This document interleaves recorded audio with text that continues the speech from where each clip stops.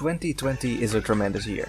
I mean, you know, aside from the virus that's been taking over Earth like an alien invasion, not being able to go out with friends or meeting new potential love interests. Luckily, that isn't a problem for basement dwellers like ourselves. All jokes aside, games-wise, 2020 is absolutely insane. Just looking at the games I personally wish to play, we have Persona 5 Royal, Final Fantasy VII, Resident Evil 3, The Last of Us 2, Modern Warfare's Remaster, Guilty Gear, and of course today's subject matter, Doom Eternal. Now I don't know about you guys, but to me this lineup screams quality like very few other years have. In general, I feel this console generation has been splendid. Capcom is back on the map after Resident Evil 2 and Monster Hunter, and the Kojima Studios has proven that creativity can still be released onto the market and excite. It is rare for me to play a game that makes me go, wow, I have never seen that before. But here we are, after the release of Death Stranding. Of course, new doesn't always mean good, and Death Stranding certainly has its fair share of criticism. Unclear marketing on what Death Stranding is gave people too much room to create their own expectations. Expectations that this unique, subtle walking simulator didn't always realize. Hype really can make or break a game. And speaking of hype, it is the reason for this video. Today I want to discuss Doom Eternal and whether it lived up to my hype, my expectations. This isn't meant to be a review so much as a mild analysis of how Doom Eternal compares to Doom 2016. I want to chat about my gripes with Doom 2016 and if they were addressed. I also want to cover if Doom Eternal created any new gripes. Spoiler, yes it did. But before we start comparing, let's first chat a bit about my history with Doom, which will lead into my praise of what Doom Eternal does right. Within the Doom fanbase, I am one of the newer members. While I did have exposure to Doom, and especially Doom 2 when I was young, I never really played either a lot. Frankly, the level design was too confusing, and I was too young to really care about the shooting gameplay. It was all a bit too clunky. I also believe this to be the reason why I only really got into gaming around the PlayStation 3 era, due to especially Modern Warfare 2007, the original. Gameplay mechanics became more sophisticated, and aiming with a controller didn't feel like ass anymore. As such, I always had Doom somewhere in my mind, but my excitement was limited for any new entries. At least, until 2016. In 2016, Doom released on PlayStation 4, and it kindled my love for this franchise. You have to understand that, while OG Doom didn't appeal to me, Unreal Tournament did, and so did Halo. I love arcade shooters, and before Modern Warfare, my favorite arcade or arena shooter was Unreal Tournament 2004. It's just that Modern Warfare made the military shooter the standard at the time. It was truly new and innovative compared to the many arcade shooters that were the norm. This wasn't the case in 2016, quite the opposite in fact. Quake, Unreal, you name it, they're all dead. Frankly, even now the arcade shooter market is mostly dead. Mostly. Doom is what brought that fast, kinetic and challenging gameplay back. Double jumps, power-ups, violence, hipfire and a wide array of weapons. I wanted it, Doom brought it. I think this helps clarify just how important Doom was and is to me. It is the last of its kind, the final bastion. The games that used to be arena shooters like Quake turned into hero shooters, and those just don't appeal to me as much. I want what Doom delivers, a real gamer's game. And so Doom released. I bought it, played it, and mostly loved it. There are very few games with better atmosphere and more satisfying gunplay than Doom 2016.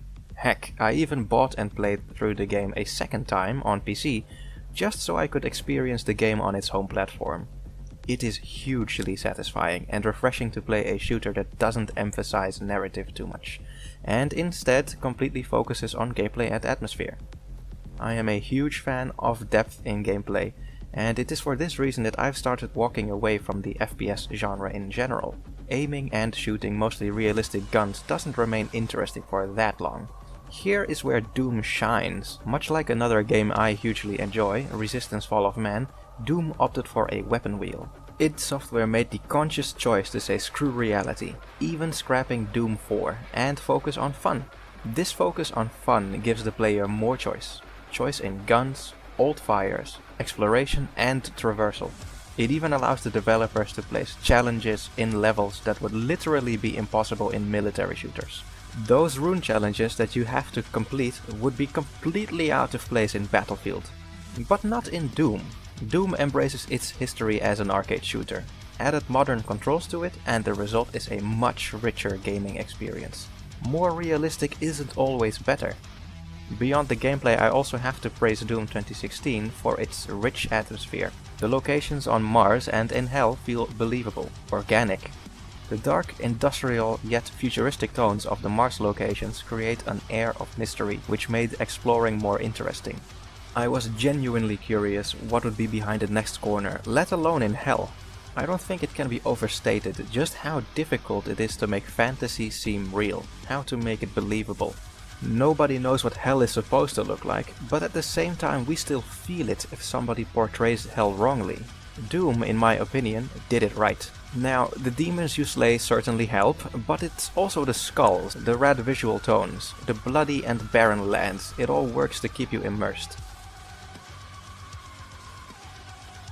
All that said, the game wasn't perfect. Although Doom had a good amount of enemy designs and interesting combat dynamics due to the different enemies you face each arena, the game did become repetitive. Most encounters got started by ripping open hell sacks, which would then spawn the enemies for you to slay. For developers, this helps design combat encounters, because you know where the player will start. But for players it means stopping dead in your tracks. It negatively impacted the pacing of the game. Doom isn't meant to be slow, and Hell is supposed to be invading, so why do you have to rip open that sack to spawn the demons? Considering you do this about 3 or 4 times per level, the setup got old after a while. Additionally, the glory kills got repetitive too. It was certainly novel to rip off a demon's head at first, but after a few levels you get the gist and it really just stops the pace of the Doomslayer. It forces you to stand still and watch animations you've seen dozens of times already. The game did try to spice it up with challenges, like breaking left legs, but I feel those challenges only mildly covered up a problem instead of solving it. As a result of this, Doom could feel tedious after a while. Mind you, I'm not against glory kills, just the repetition it brings. I also found the bosses to be a tad too simple. I would have liked to see some of the Cyber Demon's tails be shorter, and give it and the Spider Mastermind both more attacks. While it is an overused comparison, I think the Souls games have a better understanding of what makes a boss fight engaging. In order for boss fights to remain engaging, there should be sufficiently different moves a boss can use to put players in different problem-solving situations. If you know each move after just a few minutes, there is no problem solving to be done. But in Doom 2016, when the Cyber Demon sets up the 2 walls, I know what's coming. The bosses were too linear. As a final peeve, I also don't enjoy the AoE spam attacks the Cyber Demon does. These types of attacks feel rather lazy, and I would much rather see the demon place something like a turret in the map, which the player would have to take out. At least that way you'd have to consider picking your targets intelligently. Overall, I left the game mostly satisfied, enough so that I picked up Doom 3 BFG and played through it. Which is a whole other can of worms. Those enemy spawns sometimes... What the fuck? 2020 arrived and so did Doom Eternal. Did it address the issues of Doom 2016? In a majority of cases, yes.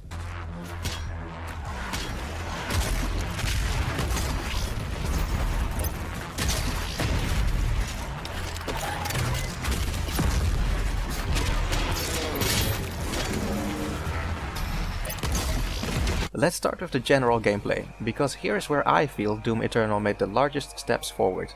Compared to Doom 2016, Eternal is even faster, with guns that somehow feel more interesting and fun to use. A big part of this is because id Software decided to give enemies weak points. A simple example is the cannon on top of the Arachnotron. If you choose not to take it out, the Arachnotron will be a genuine pain in your ass. Not because it's accurate, but because of its high rate of fire. And in Doom Eternal, you have to keep track of a lot of enemies at times. This makes evading projectiles genuinely difficult. Take out the cannon, however, and the Arachnotron immediately loses its best attack, making it a smaller threat. This is intelligent game design. Now, when you enter an arena, it makes sense to think about what gun you will want to use based on the enemies that you see. Is it a soldier with a shield, plasma rifle, Caco Demon, the sticky bomb from your shotgun? Having to prioritize taking out enemies with the correct gun makes shootouts a lot more strategic, and this definitely benefits Doom Eternal and its replay value. Additionally, id Software chose to make ammo counts smaller for players to force them to use a larger variety of guns. Personally, I feel this wasn't necessary, as the demons already show weaknesses to certain weapons, but I can see why id wanted to address this. In Doom 2016, it was too easy to rely on the super shotgun to wipe out armies of foes. id Software tries to make up for the lower ammo count by providing players with infinite ammo sources, and this is a gameplay choice I do not enjoy. They changed the chainsaw. Unlike Doom 2016, your chainsaw fuel automatically recharges in Eternal, and there is plenty of extra fuel around. Recharging fuel was necessary due to the lowered ammo counts. However, I feel that this allows players to still use one weapon if they just wait long enough. Ran out of shotgun ammo? No problem. Just chainsaw one of the many infinitely respawning grunts and you're good to go. I feel id Software failed to encourage gun variety here. I would much rather have kept the Doom 2016 ammo counts with limited fuel. This would force players even more to pick the right weapon for the right demon's weakness. Otherwise, it would be a waste of ammo and thus promote weapon variety. Still, overall I think this is a minor problem that is mostly solved after you upgrade your ammo capacity 2 or 3 times. The second victory of Doom Eternal lies in its improvements of the shootout pacing. As mentioned before, Doom 2016's pacing came to a halt due to enemies spawning hellsacks and repetitive glory kills. Doom Eternal solved the hellsack issue by mostly removing them entirely. Throughout the game, you will mostly find arenas where enemies have already spawned. Often they even fight each other, which I suppose is what demons like to do in their spare time. This makes Doom Eternal a lot more organic in its encounter design. No more pressing a button to start an encounter. The pacing of Eternal is maintained by you entering the arena or shooting an enemy from a distance and immediately starting the next combat section of the game. This too is a big plus for the game. Now, don't get me wrong, there are still sections that spawn in new enemies, but these often happen after you solve a platforming puzzle or start a combat challenge, which replaces the rune challenges from Doom 2016. As such, the variety of triggers for starting encounters has increased dramatically. Then there's glory kills. They are still in the game as your health source, but Doom Eternal does take action to fix how they negatively impacted the pacing. For one, there are more enemy types, and also more different glory kills. This keeps the mechanic more novel. More importantly, there are other ways to refill health such as health packs, the chainsaw, and blood punch. These mechanics in conjunction with one another allows you to mostly skip glory kills. The player can at all times move at a rapid pace and maintain health provided they have the skill. Glory kills become a last resort, which helps make them less tedious and intrusive. Not just that, but the game has an ability which allows the player to have sped up glory kills. I personally feel it isn't quite fast enough, but it in conjunction with the speed boost after glory kills definitely helps maintain the fast pace that makes Doom so unique and enjoyable. Not a perfect solution, but certainly an improvement. The next big leap forward for Doom Eternal comes in environmental variety.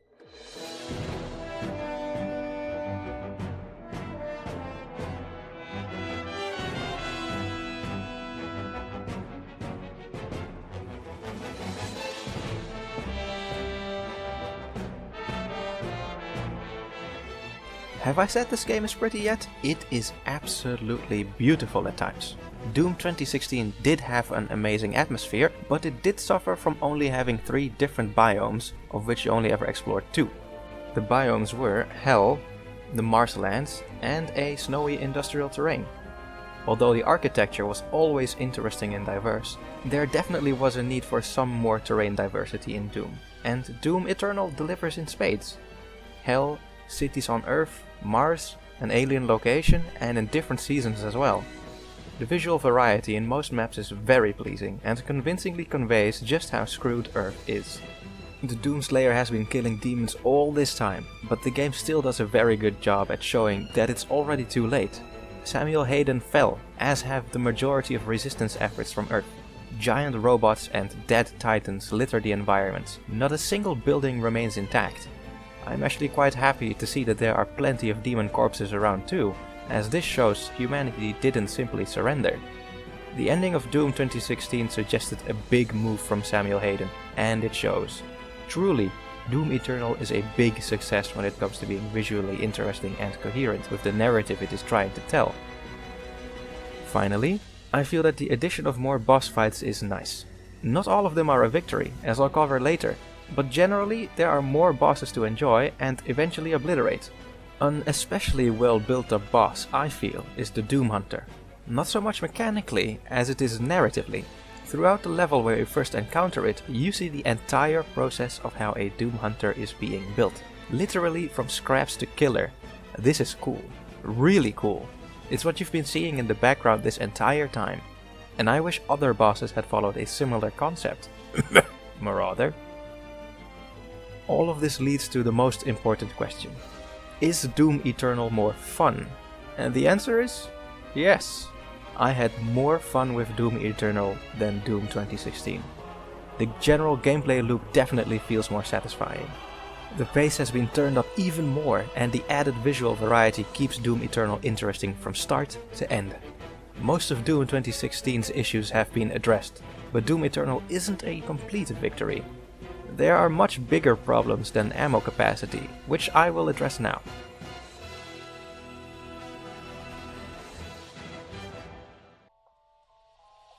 Playing Doom Eternal, I found myself walking against two major gripes and two smaller gripes. World coherency, mechanical depth, these are the major gripes. Atmosphere and story presentation, those are my smaller gripes. Let's tackle the coherent world argument first. To me, a game world has to be believable in order to be good. A game world is believable when the things that occur in it make sense. I gave an example earlier of how out of place it would be if rune challenges would be placed in Call of Duty. They do not fit in our general image of a normal world. Neither would the US Army and a sushi bar fit within the world of Doom. Earth has the technology to build gigantic mechs, and it still lost the war. It's not about realism, but about making sure that what you show the player can be explained within the context of the game world. To clarify, needing the Master Sword in Zelda doesn't make much sense if you were to translate it into the real world. Swords cut flesh, why would a Master Sword be special? But within the context of the world of Zelda and Ganon's powers, it does make sense. Only the Master Sword can harm a dark being like Ganon, and so it motivates the player to go out and get it. All of the industrial environments on Mars make sense in Doom 2016, because we would need technology to make Mars a place we can live on. Experimentation with otherworldly powers is a norm in Doom, so of course we would see these weird futuristic machines trying to harness it. We are fighting literal demons from hell, so a robot like Samuel Hayden doesn't look out of place either, especially with those mechs around. Doom is metal by design, so of course we would see skulls in hell.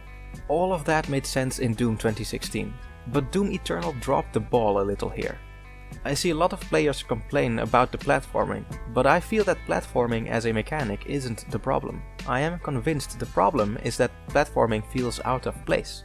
Almost nobody complained about the platforming in Doom 2016, and yes, I realize it was a smaller part of it. The difference is that the platforming felt more organic in 2016. You don't climb floating platforms on Mars in Doom 2016. The only place you see floating platforms is in Hell, which is a different world also following different rules. But that isn't the case in Doom Eternal. Doom Eternal is littered with floating, artificial, gamey feeling platforms that fall down once you climb on them. What purpose do they serve outside of being there for the Doomslayer to climb on? Why does this coffin looking rock hang here, only to fall down when you climb on top of it and then slowly rise back up again? It doesn't do anything. Its purpose is never made clear. Why do platforms in Hell also fall down in the same way when there are plenty other flying platforms that never do? Do these platforms also fall when demons jump on them? Why does every single world, human, Hell, alien, have the exact same yellow pole sticking out for the Doomslayer to swing from? All of these objects are clearly only there to give the player a route to traverse, but they do not make sense within the world of Doom. That makes the world feel incoherent, inorganic, which is a shame because Doom 2016 did this very well. Even more grating is that Doom Eternal does have other poles that are about the same size as the yellow ones, which would be a perfect replacement asset to fill their own world. Why can't the player swing from those? I feel this is a huge waste and a big step down. The problem only feels more apparent because of the increased frequency of platforming in Doom Eternal compared to Doom 2016. Next, let's cover what I mean by mechanical depth. For this gripe, I want to address the dash, blood punch, limited chainsaw targets, and the marauder. Personally, I feel the dash and the blood punch are underdeveloped. In combat, the dash is great for evading enemies and for traversal. The dash adds a neat bit of flavor. Meanwhile, the blood punch is an easy way to get health back, but I feel neither are very involving, mechanically that is. In Doom Eternal, the dash only allows players to move about faster, but it doesn't involve players with Doom's mechanics. I would much rather have seen something similar to a critical evade in Doom Eternal. A mechanic where, if the player evades a heavy attack from an enemy, the player gets some kind of benefit, such as a temporary speed boost, similar to what you get after the glory kills with a certain rune. The crazy part is that enemies already have these heavy attacks. The Marauder has his axe swings, the Caco Demon bites you when close, the Pinky Demon sprints at you, the Doom Hunter uses his chainsaws, and so on. Almost every enemy has an attack you could label as a heavy attack when dodged at the last second, and that could give the players a benefit. I think this would make dashing far more involving and fun as a mechanic. Next up is the Blood Punch. It feels out of place that during play you can melee when Blood Punch has refilled and instantly blow up a bunch of enemies to recover health. After that, you simply do some glory kills and almost instantly refill it. Blood Punch even upgrades so you can use it more than once in a row. It doesn't feel like a mechanic, it feels like a cop-out move. I think the lazy argument to make is, well, just don't use it then. I would much rather see the Blood Punch be reworked as to where you can hurt certain stronger demons after you put them into a critical state. Again, this is a mechanic that is already in the game. The Marauder will get stunned when you attack him when his eyes glow green. I believe more big enemies should have similar attacks where, if attacked at a critical moment, they get stunned and open themselves up for a Blood Punch. This would stop the move from requiring zero execution and being a bit spammable too. Instead, the player would take the risk of getting hit by a big attack, and get rewarded with the health they would need through skillful play. As an aside, I also believe the ability that speeds up glory kills could even be replaced with one that changes glory kills into a weaker version of the Blood Punch, so players never have to slow down. This would allow players to still recover health whilst maintaining their pace too. Then there's the chainsaw. I find it weird how in Doom Eternal the player cannot chainsaw a whole bunch of demons anymore. To me, having infinitely respawning grunts is not good game design. Especially when you don't upgrade your ammo capacity, the lowered ammo will constantly force you to go for chainsaws on these grunts instead of focusing on taking out relevant demons. To me, this misses the point of Doom. The point of Doom is to feel like a badass whose anger is so great that he alone is able to wipe out literally all forces of hell. You are that beast of a man who is ready to fistfight barons of hell to death. So why is the game forcing you to disengage the target so you can chainsaw a grunt for more ammo? I would much rather have seen the player be able to chainsaw small, medium, and even some large enemies if they had enough fuel. Referring to the point I made earlier, I believe having finite fuel that you have to find in the environment would be far more engaging if you knew you could get more ammo from chainsawing larger demons. Will you spend just a bit of fuel on sawing that demon soldier, or will you spend the extra fuel to kill a Dread Knight or Pain Elemental and refill all of your ammo?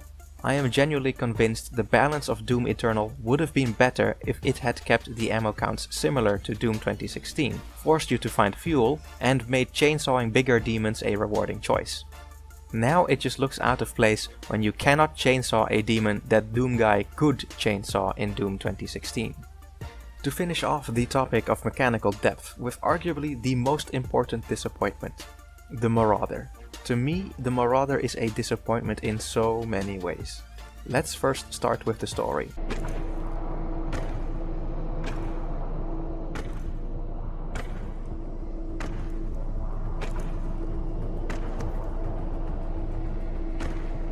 Opening the portal now.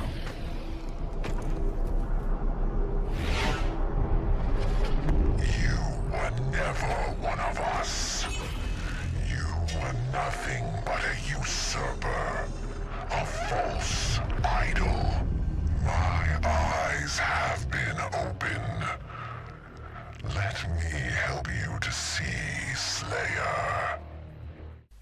The Marauder is introduced as a smart enemy that places himself as an equal to the Doomslayer.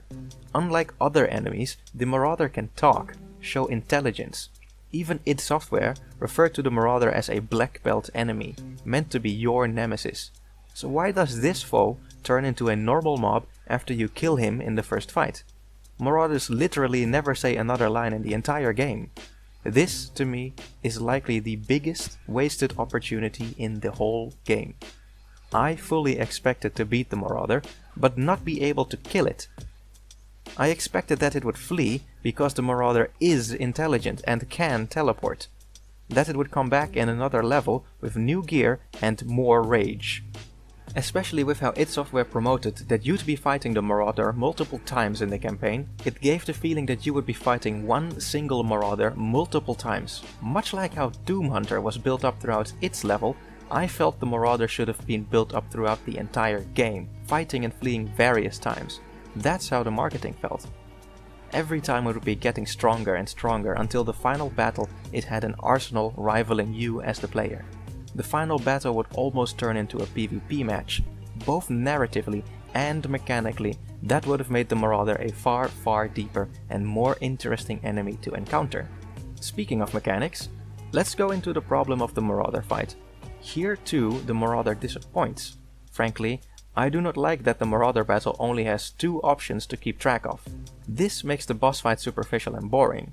Right now, the Marauder only becomes vulnerable after an axe slash. The eyes turn green and it can be shot at.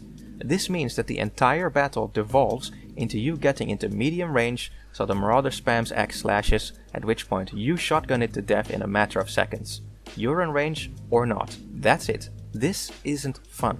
Making matters worse is that the Marauder breaks the rules of the game. Not only is it literally invulnerable when its eyes aren't green, but it blocks your attacks with a shield. Throughout the game, the player is taught to shoot at shields with the plasma gun to break it. Why is the Marauder different? I understand, of course, that this is an Argent shield, and therefore different from plasma shields. But that doesn't explain why it should block literally everything. Even the game is inconsistent, since your crush ability relies on picking up Argent energy. Why does only yours run out? This is a stupid design choice. So then how would I want the fight to change mechanically?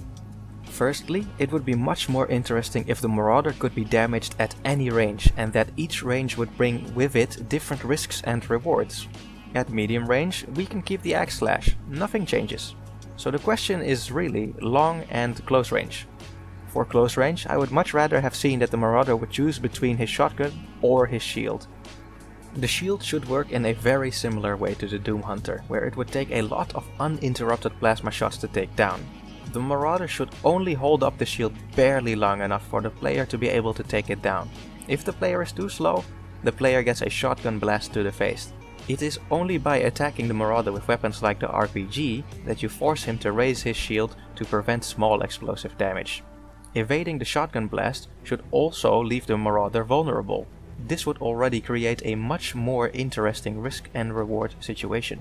Stay at medium range and evade an axe slash, or barrage the Marauder to make him raise his shield, at which point you can barely destroy the shield, leaving the Marauder vulnerable for an extended period of time. Of course, the shield would eventually recover, but it would leave the Marauder with temporarily increased weakness. What about long range? I think the Marauder should have an extra attack here, where he throws out multiple waves of projectiles, instead of one silly projectile he throws out now. Doom 2016 already had the Cyber Demon do this. Even the Gladiator in Doom Eternal does this. Like the axe, there should be a green glow moment when the Marauder throws out various large waves of Argent energy, which leaves him vulnerable to a shot from the heavy machine gun or the ballista. Again, the increased risk of getting damaged by a bigger projectile would make the fight far more engaging compared to having to exploit the AI for a single vulnerability, which is what we do now. Add to that the ever-increasing arsenal I mentioned before, which requires the player to evade carefully at all ranges, and the wasted potential should be clear. Truly, the Marauder is a huge missed opportunity that could have and should have been much more interesting and fun to fight. With my major gripes covered, I want to finish up this part of my analysis with the smaller gripes, atmosphere and story presentation. To some extent I have already covered these topics before, but I'd like to cover them with a tad more depth now. Regarding the atmosphere, while I feel that Doom Eternal is a victory when it comes to visual variety, I also feel it is a victim of scope. Much like many other games and entertainment in general, I feel Doom Eternal suffers from always trying to go big. This was really noticeable in interviews with id staff, speaking about how all levels were bigger than anything in Doom 2016. This is certainly impressive of course, but when all levels are big, none of them really stand out. I feel that some levels are notably underdeveloped, levels where you cross huge distances in short amounts of time, but you never really get to interact with your surroundings much. I feel the second to last level in particular suffers from this. I will not spoil it for those who are yet to play, but it is fair to say this world is meant to be completely different. Visually it is spectacular, but most of the level consists of the player flying through. At various intervals, this makes Doom Eternal feel like a game where you can look, but not touch. This is something that Doom 2016 never had. The beauty of Doom 2016's smaller levels was that they also winded in on themselves. You would usually get to explore almost every single corner of what you could see. Doom Eternal falters here. I think another good example is the Doom Slayer's Fortress. It certainly is visually impressive, but why do I have to run for 2 minutes just to reach the room of the Doom Slayer? Why do I have to go down 2 elevators and various sets of stairs just to reach the training room? Bigger isn't always better. Having to walk large distances to do something minor just causes the pace of the game to suffer. It isn't needed. Don't get me wrong, not all levels suffers from this. The Super Gore Nest, for example, is a genuinely great level. Finally, I want to speak a bit about the story presentation, which also often fell flat on its face. I feel mixed about this issue since story isn't that important to Doom, but throughout the game you can feel that id Software does want to make story important. Again, in interviews id staff spoke about creating third-person cutscenes so that the story beats could be presented better. They even make the Doom Slayer speak for the first time. All of these choices make sense for a game that wants to put more emphasis on the story. I agree with choosing a third-person camera to show emotion and better build up tension between characters. The problem is that third-person cameras are useful to show a character's personality. Uncharted is in third person because Nathan Drake has a personality. He is a fully realized character. You know, it's probably too long and full of typos, but that's what editors are for, right? God, I'm starving. Looks good. Mm-hmm. Joe, how was your day? What? Hmm? Got none of that. Oh, sorry. Gears of War is third person because the story is about Marcus. You can call it what you want, but we're at war, even if it doesn't feel like it yet. We all have to be on the same page. Yeah, well, I mean, if you think it'll help, then... Sure. Wish you'd have been this willing to listen back at that silo. Hey, it worked out, didn't it? Listen, James, word of advice. Stop trying to prove yourself.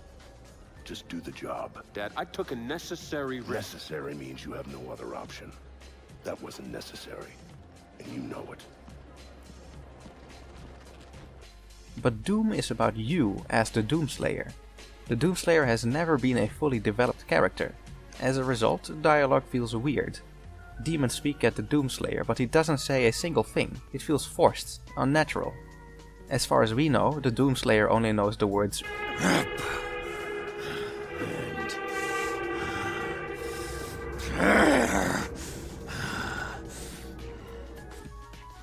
Why should we, or anyone else, care if he looks angry in a cutscene when rage is his default state?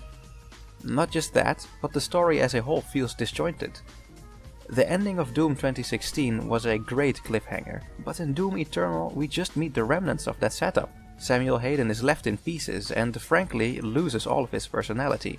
Why does someone as sly as Samuel Hayden serve the Doom Slayer without any interaction? He put up the biggest resistance against Hell next to the Doom Slayer himself, betrayed him at the end of Doom 2016, and repeated that he isn't the bad guy.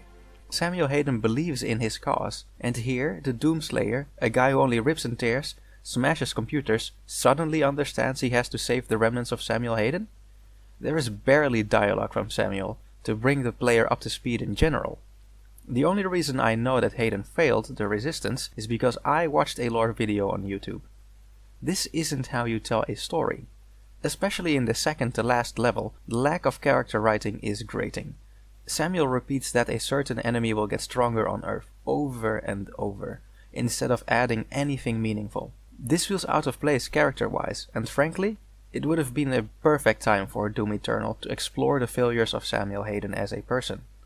There was no better moment in the game for Samuel to speak of how and why he failed, why the Doomslayer is his only choice, but instead the entire level is wasted on repeated dialogue. Then there's the Betrayer, who has a lot of potential, but literally only shows up in a single cutscene. I can't even complain about a lack of depth to him, because there is nothing. He is a wasted introduction that should have been fleshed out better. Maybe id Software will give the Betrayer more time in a DLC, but I don't think that justifies his bad introduction in the vanilla game. And with that, my analysis is essentially done. Overall, I believe that Doom Eternal is a good sequel that lived up to the hype. It gets the most important part of a game right. Doom Eternal is more fun than Doom 2016. There are plenty of improvements in gameplay and graphics that make the overall experience better. Especially when it comes to how engaging combat is and the amount of variety, Doom Eternal is a victory.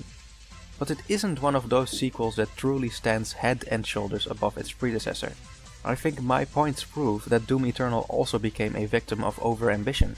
I hope my points did a good job at not only saying what's worse, but also at explaining why, and providing solutions where possible. I grow to love Doom more and more with every new entry, and I am already excited for whatever Doom 3 will be. I just hope that by then, id Software will grab the best parts of Doom 2016 and the Eternal to make a sequel that will be truly out of this world. Thank you for watching. Please leave your comments below. I am genuinely curious to hear if you agree or disagree. If you want, subscribe, and until next time.